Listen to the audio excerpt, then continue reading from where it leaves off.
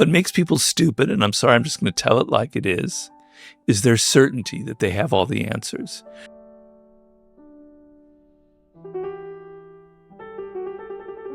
The stupidest people are always the ones who think they have the right answers. Yeah. Yeah, so getting back to my studies of the ancient world, which is main part of me, one thing that always excited me was this concept of the ancient Greeks, that more harm is caused in this world by stupid, incompetent people than by evil people, right? And there's a word in Greek called phronesis, which is a form of wisdom, to use your title here, but it's a form of practical wisdom to be able to get things done, to navigate through life, navigate through people, to be balanced and get things done. Okay? So what makes people stupid, and right now we have a lot of stupid people in this world. There always have been stupid people, but because there are more people on the planet, exponentially, there are more stupid people on the planet. What makes people stupid, and I'm sorry, I'm just going to tell it like it is their certainty that they have all the answers. This is what's going on with our government. This is what's wrong, with this or that. This is what people should be like, blah, blah, blah, blah, blah.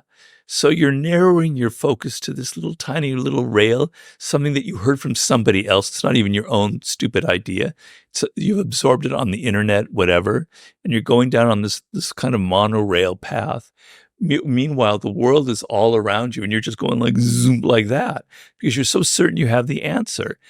And when you have leaders, this is to get back to the Greek thing, when you have leaders who are so certain, they enter a country into a war that they haven't been thought out of, because and so the paradigm in ancient culture was the Peloponnesian War between Athens and Sparta, the war that ended up kind of being the end of Athenian democracy and of their golden era, right? And it was the idea, and Thucydides, one of the greatest writers who ever lived, wrote the history of the Peloponnesian War, living at that time. He was saying that the leaders thought, oh, this will be so easy.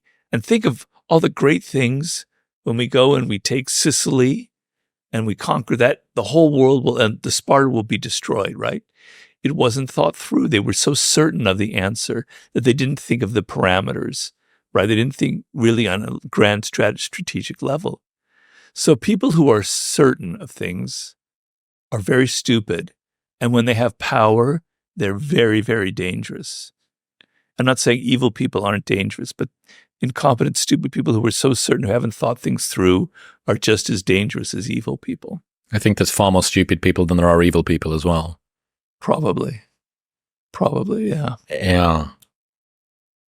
It's very interesting to think about where the Venn diagram intersects for people who are always cynical and people who always have the right answer or who always know. Well, they go hand in hand. Correct. They totally overlap. Yeah. Correct.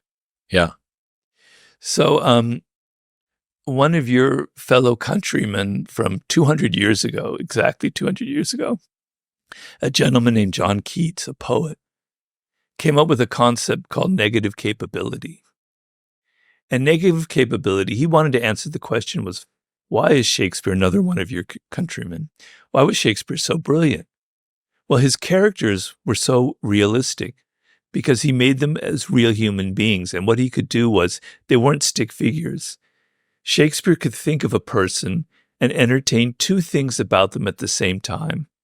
They could be both evil, but also have a strain of goodness inside of them. They were complex. Human beings are complex. And negative capability is the essence of being creative. It means you can hold two thoughts in your head at the same time, two thoughts that apparently contradict each other, but you can entertain them and not grasp at one or the other. Not pass judgment immediately. Yeah. So you're kind of able to deal with ambiguity, and you're able to say, life isn't that, it isn't that. It's kind of both at the same time.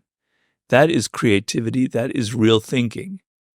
I mean, I could go on and on about my ideas about live ideas and dead ideas, but this is real live thinking. I have been playing with an idea that's basically the same thing, just repurposed with a silly meme from me, which is a cognitive superposition. So like how in physics. Yes. And then when you decide, you collapse the superposition down. Yeah. But that I try to, think in superpositions as much as possible. There's a very good book written about like that. It's not perfect. It's a pretty good book called The Possibility Principle. You can look that up. He tries to apply those kind of ideas in physics to day-to-day life and psychology. It is interesting. It's worth looking at.